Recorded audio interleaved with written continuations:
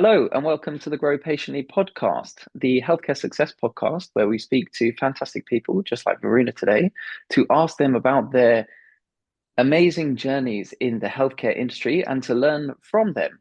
My name is Hugo Trace from growpatiently.com. We specialize in helping different healthcare practices grow online. And so it's a real pleasure for me to get to hear it directly from the source, really, from all these amazing people who are involved. So, enough about me. I will just say one quick thing before I pass you over to our guest, which is that if you do take anything from this podcast that you enjoy, either you laugh, you cry, or you learn something, I ask one simple tax because we don't take any payments or things like that. And that's that you just pass the podcast on to one other person. Or you can like and subscribe. I don't mind, whatever you want. So, Varuna, would you like to introduce yourself? Hi, yeah, sure. Thanks for having me. My name is Varuna, and I currently work as a director of clinical operations with Beam Vetcare. We are a privately owned companion animal hospital in Seattle, Washington. We are multi-site, two locations currently expanding, hopefully into a third and a fourth this year. But I have been a foreign trained dentist. So most of my background has been in clinical slash business ops in human dentistry, and currently transitioned into vet med and really enjoying everything that this industry has to offer. Well, you're very welcome. Yeah, I'm really excited to speak in more detail with you because I know that you've, like you said, crossed over different healthcare paths, and that's really interesting to see the similarities and differences, which we're going to dive into. But before we do dive into it, I do like to ask this one question, which is that I had this idea as I set up the podcast to do uh, a road trip essentially of all the different guests that I've met. I can't remember what I called it, podcast recommendation tour or something like that. I think it was a little more catchy than that. But anyway, what I like to ask is that you're based in Seattle. What is, the one or two things, what are the one or two things that I need to do to really experience Seattle like the locals, really get a good feel for it? Yeah, I think Seattle's really diverse in that it has so many different pockets and different neighborhoods. But like for the most part, I think coffee, music, and seafood. If I had to sort of narrow it down, it has a huge sort of coffee culture here. You know, we had the first quote unquote Starbucks. Starbucks is headquartered here. Oh, Um, and so, just any coffee shop you walk into, I can almost guarantee, you'd be able to get a good cup of coffee. And then the music scene, I mean, Kurt Cobain's house and Jimi Hendrix was born here, and we have the museum, which is really, really interesting, actually, if you are sort of like a rock music fan. A lot of history there. So that's pretty cool to see. That's something you should definitely hit up. And we are a coastal city, we're by the water, so all our peers would have some type of seafood. If you go down to Pike Place Market, they have clam chowder, which is really famous. The lines go on forever. Is it worth the wait? I'm local, so I probably say no, but as a tourist, maybe. I know I stood in line when we first got here, but there's other places with amazing clam chowder. well, that's quite a comprehensive set of recommendations. Thank you very much. Yeah, I feel like I want to get to Seattle. That's the second person who's told me that it's got an amazing music scene, and I didn't know about Kurt Cobain and Jimi Hendrix and all this kind of stuff. It's quite cool. Yes, yeah. So if you Well, are a fan, it's really, something worth checking out. I will do. I will do. When that time eventually happens that I do the podcast tour, we will see. Anyway, Right. enough about me. Thank you for that, though. Let's dive in. Let's tell the listeners a little bit about your story in healthcare. Obviously, you gave a little taster of it just a moment ago, but talk us through how you went from dentistry into what you're doing now. Yeah. So like I said, I was working in clinical dentistry, but that was in India. And then I transitioned life to Canada, got married, kind of, did the whole thing. My husband was in Canada. And I was at a crossroads trying to decide whether I wanted to continue practicing clinical dentistry, or sort of transition into business operations. I had to relicense and go through all the credentials all over again to be able to practice as a clinical dentistry in Canada. And I was already 26 at the time and kind of wanted to get a head start at life. And so it just wasn't something that aligned with what I wanted to do at the time. And so I transitioned into business operations. And that was something I already enjoyed from my practice in India, where I was more focused on how do I grow my practice? How do I grow my clinic? How do I get patients coming through our doors? More focused on the marketing aspect of it than clinical dentistry anyway. So I took it as a welcome change to make that pivot when I moved to Canada. But I'm a very type A personality, or at least I'd like to believe. I like to go into things prepared. And having my academia mainly in clinical dentistry, I don't think it prepares you really for like the business side of things, right? As a clinician, you're kind of focused on how to deliver care. And so I wanted to make the pivot, but I wanted to do justice to all the roles I was applying to. And so I decided to get my master's in health administration in Vancouver, Canada, after which I sort of held different roles, but a chunk of my career up there was as regional manager with a large dental service organization up there, sort of overseeing about 10 dental clinics. Um, and then we moved to the US in 2021. And I was a stay-at-home mom, kind of taking a sabbatical. I had two under two and juggling life. And about 2023 was when I was ready to sort of get back into work mode. And the owners at Beam Vetcare sort of reached out to me, and it fell into my lap. And I was like, why not? Why not veterinary medicine? There's so many parallels between the industries. And I was already looking for something more purposeful, maybe a different change, something new to learn. And so here we are, the rest is history. And, I've been working in veterinary medicine. I've brought some gems from dentistry over. And in hindsight, I've learned so much that I wish I knew when I was working in the dental industry that I could have applied. But, it's all good things. We're continuing to grow, and I'm really excited to see what else the industry has to offer. Gosh, well, let's dive straight into it, into the things that you mentioned that you've learned from um, the veterinary world that you wish you had in the dentistry world. Because I'm sure there are people who are thinking, "Oh, I wonder what I could learn that I don't yet know." And yeah, I'd love to hear it. Yeah. So I think just the demographic, firstly, of like the types of people that choose a career in veterinary medicine is different from people who maybe choose the dental path. Really, in veterinary medicine, what I have seen is the people are here for the passion for the animals. They're huge feelers, big empaths. They're really just, doing it for the love of the field. And so, sort of managing that demographic when it comes to efficiency, productivity, when their focus is more like I want to do what's best for the pet. Sort of striking that balance has been a little bit of a challenge for me. But what I did, and I wish I had taken back to dentistry, was that empathy aspect of it, which is kind of lacking in dentistry to a degree. I feel like, dentistry can be anxiety inducing for so many patients, right? No one really enjoys going to the dentist. And I personally know of patients who had dental trauma, and we kind of had to coach them through that. And the way our veterinarians and support staff are able to support our clients through difficult moments with that empathy in mind is something that I wish more people in dentistry could adopt, just to make a more seamless experience for those anxious patients that are, on your dental chair and trying to get that dental treatment, just to make it a more calmer atmosphere and just feel supported through it. Yeah, it's interesting. It always comes up, and that just made me think, if you're someone who gets a little anxious about things anyway, then why wouldn't you also be anxious when you go to the vet about your beloved pet? Yeah. You're really worried about the injections they're going to have or something like that. But I never really hear cases of patients or clients going to vets being terrified as they do in the dentist. So maybe you really are onto something, that it's not just because they're going in your mouth, it's something else.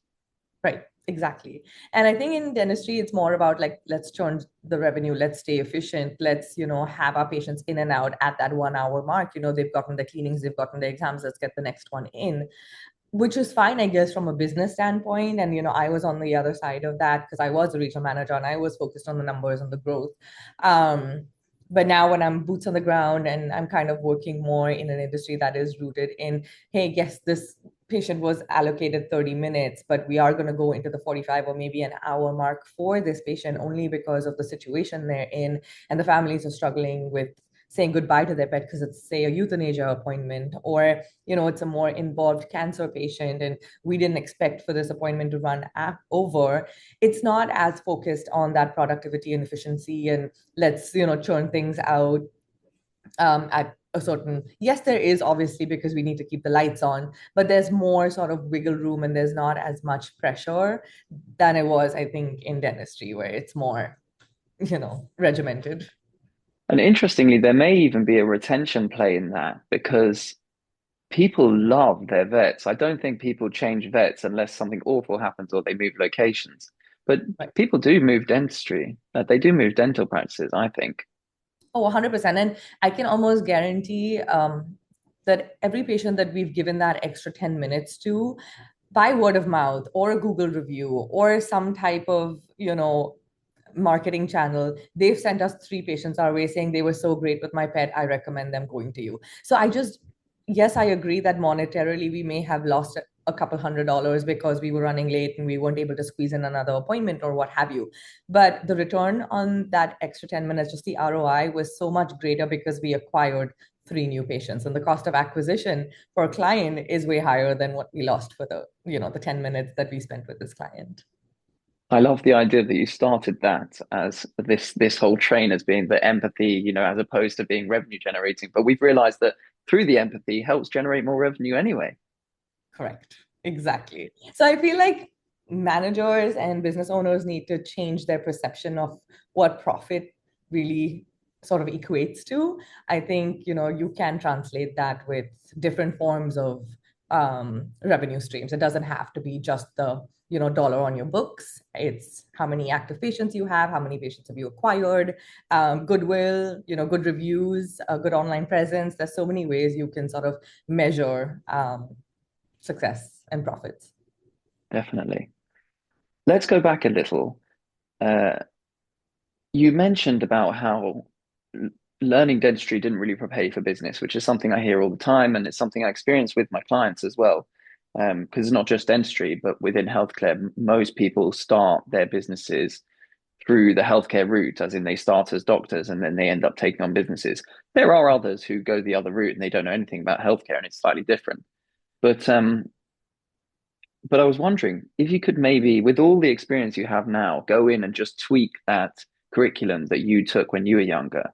What would be maybe the 3 things that you would just drop in there for people who either want to make sure that they can grow a business by themselves or take a senior role in it, like you have, or just, run their own sort of personal practice within another person's practice? What would you tell them? These 3 things have got to be covered. I put you on the spot with 3. I guess it doesn't have to be 3, you know what I mean? But Yeah.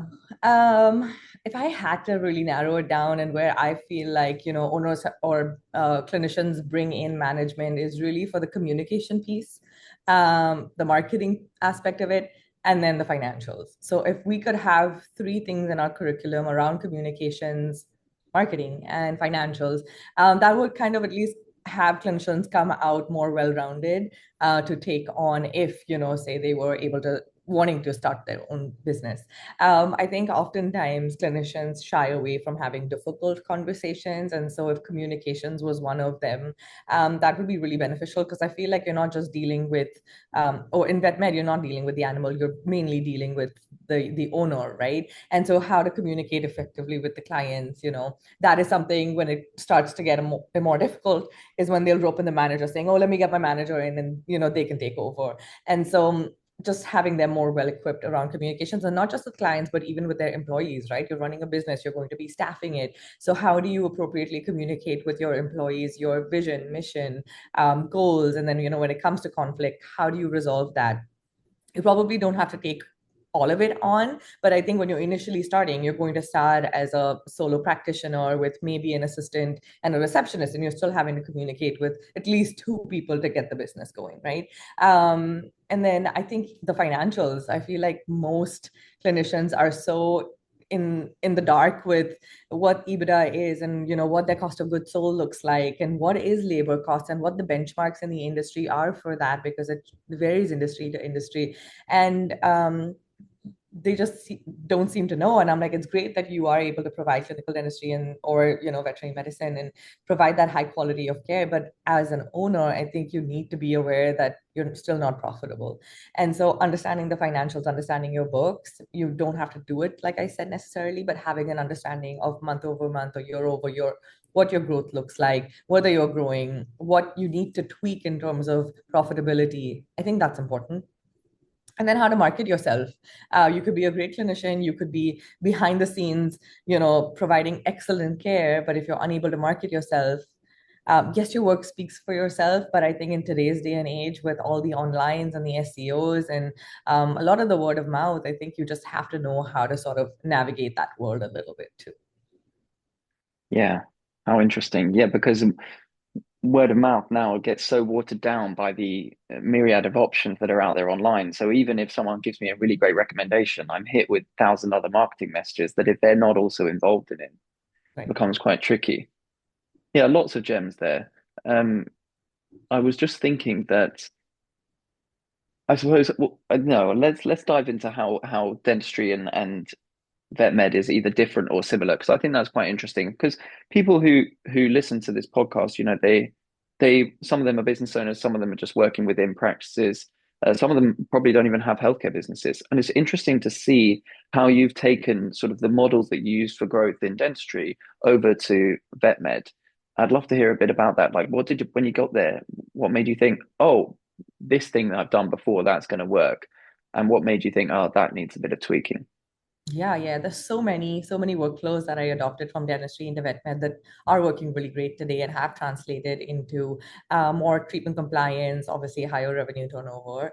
And I think there's some things because dentistry is more efficiency driven that they do really well when it comes to optimizing workflows, increasing treatment compliance, follow-ups with clients. All of that was non-existent in vet med. So if I had to give you a snapshot of um, the workflow, if you go to any sort of dentist, doctor, you check in with reception, you'd say that you're there, they check you in, and then a nurse or an assistant would bring you to the exam room. They would take a brief history, and then relay that information to the doctor. Doctor comes in, does a physical exam, provides recommendations around treatment, and then typically we take the pet from the owners to provide treatment, whether that's injections, vaccines, what have you.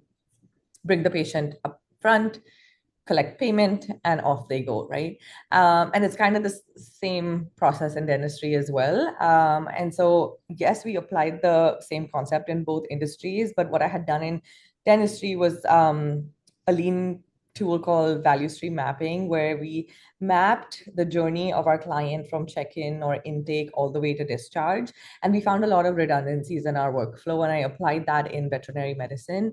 And so we took away from a lot of the wait times. Client comes in, checks in with reception, is waiting in the lobby. Assistant brings the patient to the exam room, history is taken, and then is waiting for the doctor to come in. A lot of information osmosis occurred because the assistant had already relayed the history to the doctor, but then the client sort of repeated everything that was said to the assistant back to the doctor. And so a lot of redundancies in overlap of information and a lot of wait times that we were trying to reduce.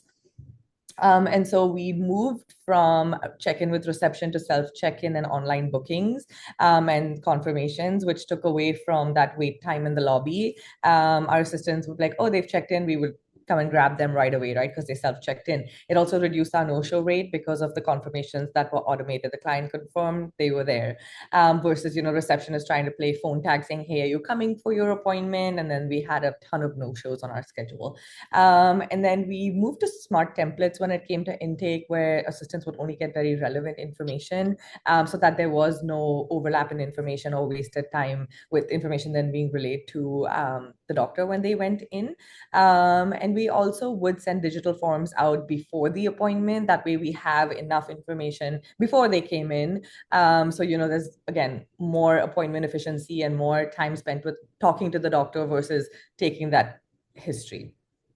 And so I think we were able to optimize the 30-minute appointment that is with more FaceTime with the doctor and more sort of focused on providing treatment.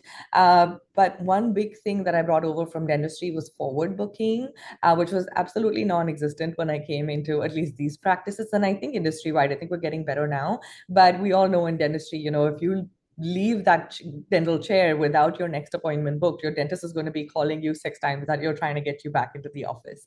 And so in veterinary medicine, I was seeing estimates or next appointment follow-ups being verbally communicated to the client saying, hey, we want to see you back in 3 to 6 weeks for a follow-up or what have you, but nothing was on the books. And I think statistically it said once you have your client walk out the door, it's going to take you 90 days to get them back in with follow-ups and communication, just on average, and just all the time and effort that goes into trying to get them back with phone calls and texts, right? And so given that we were able to shorten the appointment time, the 30 minutes, it didn't feel as rushed. So my assistants were able to check out the clients in the room, collect payment, talk to them about their next visit, and then book their next appointment as well. And so we were seeing lesser holes in our schedule, more treatment compliance, more FaceTime with our patients, which obviously eventually generates revenue. But I think just, client loyalty went up as well. It's really fascinating hearing all of that. I just think that some owners maybe don't quite realize the power of having someone, you know, looking at their business in the way that you're looking at yours and helping them optimize. I think they're just people I feel are often really bogged down in clinical outcomes in whichever healthcare, provision they're in, which obviously is important. But what they don't understand is that when you speed up workflows, when you create more efficiencies, when you have a better communication between people, that also improves clinical outcomes, and it just generally improves the whole sort of patient experience, which is also a really important part of getting great outcomes. Um, so it's really interesting because obviously I've met many different practice managers, and I think some people maybe they're not receiving enough training in these kind of areas. I think. I don't know. What do you think about that? Um, honestly, I don't think you need to know Lean and Six Sigma principles and have all this information. I think it can sometimes be as simple as just working more efficiently. So having procedure ready kits. I mean, yeah, it boils down to the principle of the five S model or whatever you want to call it, where you have procedure ready kits and you make it simpler in your exam room setup. So you set up, sort, simplify. That way you're not running helter skelter trying to try to get stuff ready for that appointment. So we have about 11 exam rooms at one of our hospitals, and each exam room is kind of organized similarly in a way that is easier for our staff, right? They need something and it's right there versus, oh, let me walk to the back and it's a 5,000 square foot facility, and it's just, again, wasted time. And so yes, having information and being aware of these things is, I guess, beneficial in management, but I think sometimes it's just common sense medicine that can make a lot of difference. Um, and like you said, it helped my staff burnout level sort of reduce because they weren't feeling as rushed in appointments. They were feeling more organized. They weren't constantly running behind. My doctors had time to, write their notes in detail. They weren't staying overtime to finish notes, and my staff wasn't staying overtime to clean up and get ready for the next day. And so I think a little bit of organization, a little bit of trying to eliminate redundancies when possible, overall, improves the culture of the practice, and then a seamless patient experience because then your clients feel more relaxed and not as rushed and are able to get that face time with the doctors. And I think AI has been sort of prolific, obviously, in the last year. I think veterinary medicine, especially, if not anything in healthcare, but sort of like the last industry to adopt technology. And we've gotten there in the last year where we've been using a few AI tools, and I think a lot of our doctors really enjoy at least the scribe part of it because they're like, thank God we don't have to Yeah, sort of make notes anymore. So yeah, we've really enjoyed that part of it too. it's incredible AI. I mean, every day I realize that I'm still not as knowledgeable as AI as about AI as I should be. And anyone listening, I really think you should be focusing as much as you can on AI and learning as much as you can, because every time I learn something new, I'm like, wow, I had no idea that it could do that. It's not as it's just way more complex than simply typing into ChatGPT, how do I make this recipe or something like that. It's Yeah. My husband works in sort of AI with Amazon or what have you. And then he's like, you got to stop using it as just Google, it can do so much more for you. Like, I think I was manually making a spreadsheet, and he's like, are you actually doing this right now? Like, throw it into AI. I'm like, oh gosh, okay, yeah, probably I should. yeah, it's incredible. I mean, we're able, we don't really have much of a compliance play really compared to yours because, it's just slightly different. Most of it's just numbers, but we're able to pull everything that used to be a manual report through AI in automated fashion every morning. It's incredible. I mean, it's unbelievable. Anyway, I won't talk too much about all of that. Um, I wanted to ask, I suppose, how are you growing the business? That's what everyone wants to know more about is how do I grow my practice more? How do I get more patients? And obviously you're going from 2 to 3 locations potentially. So you must be scaling the first two, and then obviously you're now growing more sideways. Run us through that. What are the kind of obviously you've spoken about a lot of the sort of internal elements of efficiencies and tidying up and profitability, which plays a huge role in it. Yeah. A lot of healthcare clinics, I think, are really not that profitable. But yeah, how are you scaling and growing beyond that? Gosh, I have so much to say on this, but I think, let's, I guess, backpedal to 20. I think we established in 2012. And so we've been in the business for more than a decade. And I think we started with a practice which was 5 exam rooms. And then in 2015, established the second practice, which was a 4 exam room, smaller practice. And 2 years ago, we expanded that practice from a 2,000 to a 5,000 square foot facility, went from 4 to 11 exam rooms. We added services. So we were companion animal, canine, feline primarily. And then when we expanded our second location, we had more space. We onboarded a few more doctors. We were able to then service exotics and moved into the exotic vertical just to allow for more species through our doors. We added a few more specialties. So we do have cardiology and internal medicine and orthopedics coming through our doors, which have been, the big ticket items, the larger surgeries, the echocardiograms, the ultrasounds, all of those things. So we can be sort of a one-stop shop for at least general practitioners. And, all the things that we thought we were referring out, we're trying to sort of keep within our roof. And so we have traveling specialists coming in now to be able to provide those services in-house. And the one thing that we've really tried to do is provide consistent standard of care across the 2 locations, and continue to stay profitable as a small business. I think with the corporatization that is happening in vet med, I think from 2017 on, right? Entry of corporates, a lot of these smaller practices consolidating, and seeing huge, multiples. I guess pre-pandemic, it just continued to grow from there, right? And then come COVID, everybody had disposable income. So we saw a boom in pet adoptions between 2020 and 2023. And I think you were spending a lot more time at home. So you were spending time with your fluffies and your Lunas, and you were like, hey, Fluffy's not walking right, or Luna has this bump on her neck. And you were noticing a lot more of that because of the time that you were spending at home with your pets.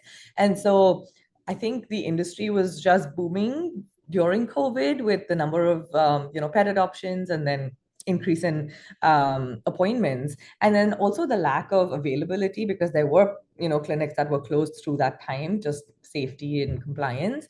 And so we definitely were extremely profitable between 2020 and 2023. We, I think, stayed open, and yeah, it really allowed for this growth, I want to say. Really healthy numbers, really healthy EBITDA. And I think the owners are now at a point where they are looking for the next practice, just given that they've been able to have some type of investment in equity churned out from the last 3 years.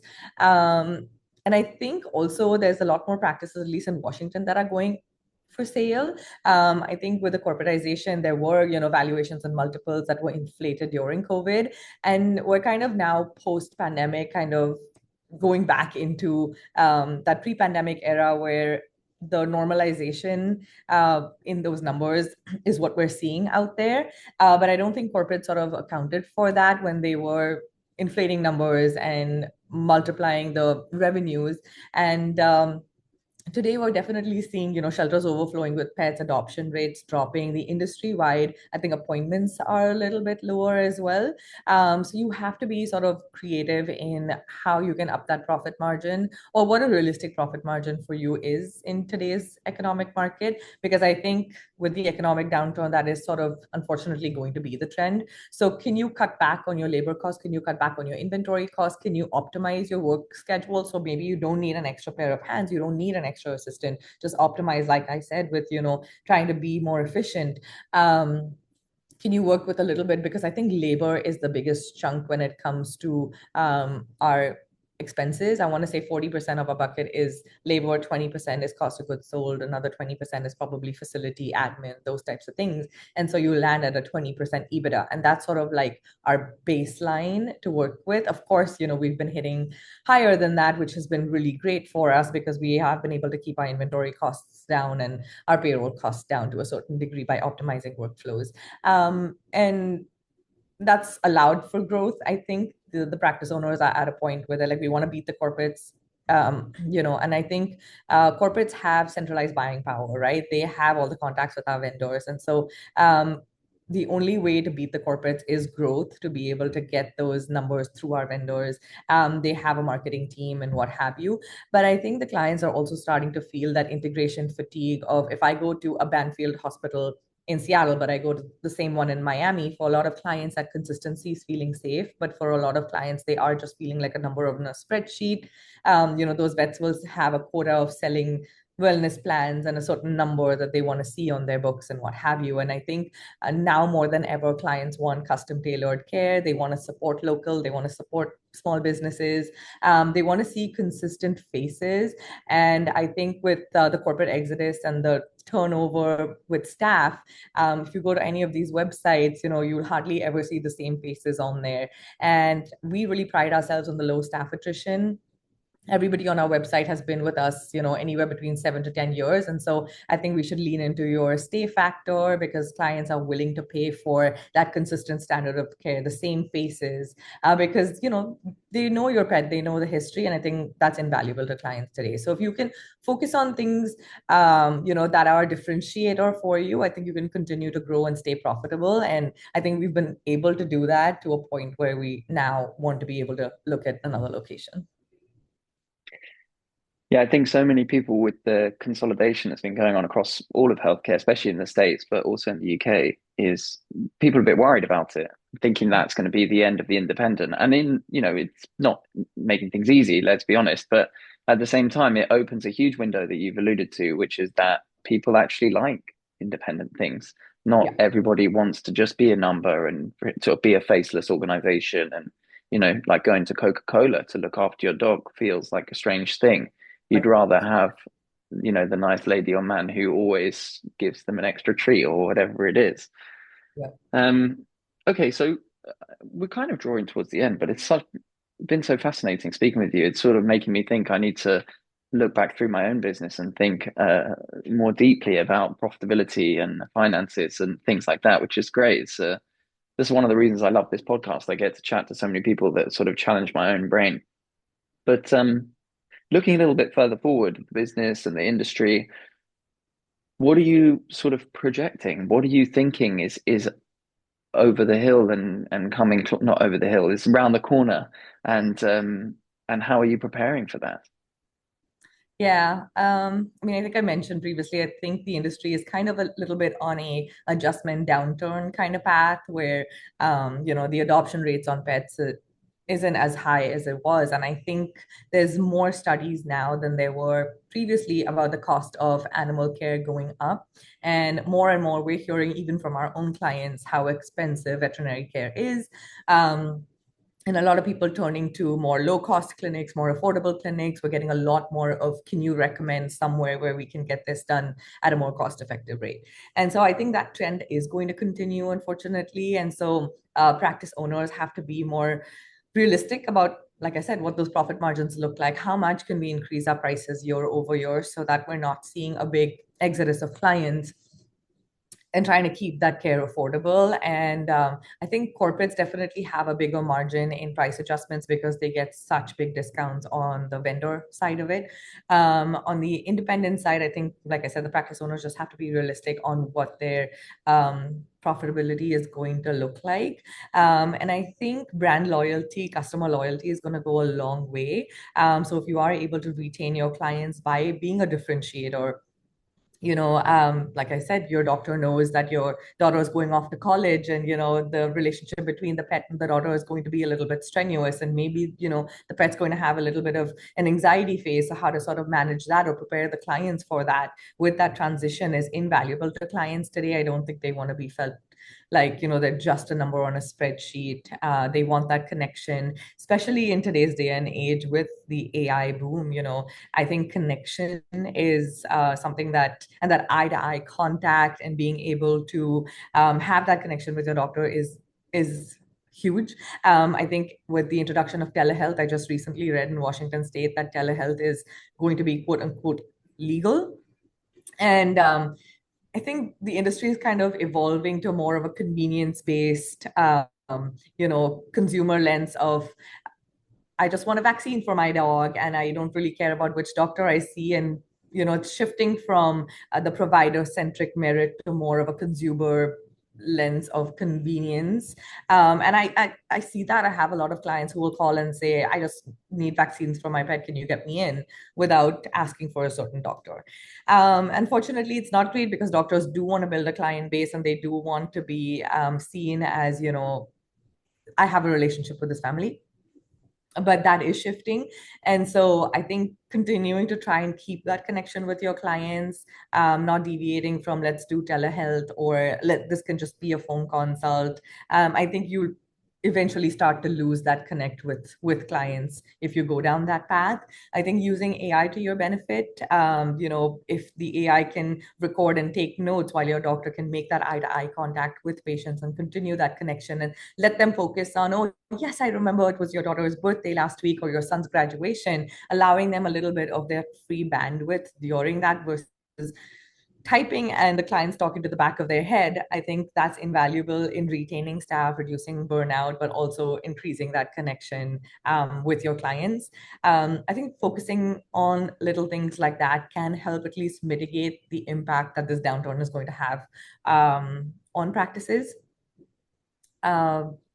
Yeah, I think it's going to be interesting to see where the industry goes with adoption of AI, and then, all the convenience based, fast paced, text to pay and online booking and telehealth, and all these tools, which I think is cool. It works for me. I love a text to pay. I love the convenience of it. I love, if I don't have to go into an office and you can just do a phone consult with me. But I do see that would dwindle my, I guess, connection and loyalty to that practice to a degree. And so it's hard to predict where the industry is going, but these are sort of trends that I see coming up.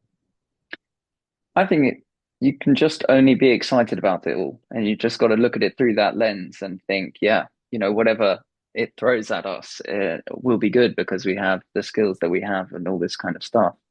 So, look, Varuna, we're getting very close to the end. So I just want to say a massive, massive thank you. There's been so many great things that you've spoken about. And I think for the listeners, you've definitely got to pay the tax this time, because you definitely learned something without a doubt. So please do, share this on with one other person.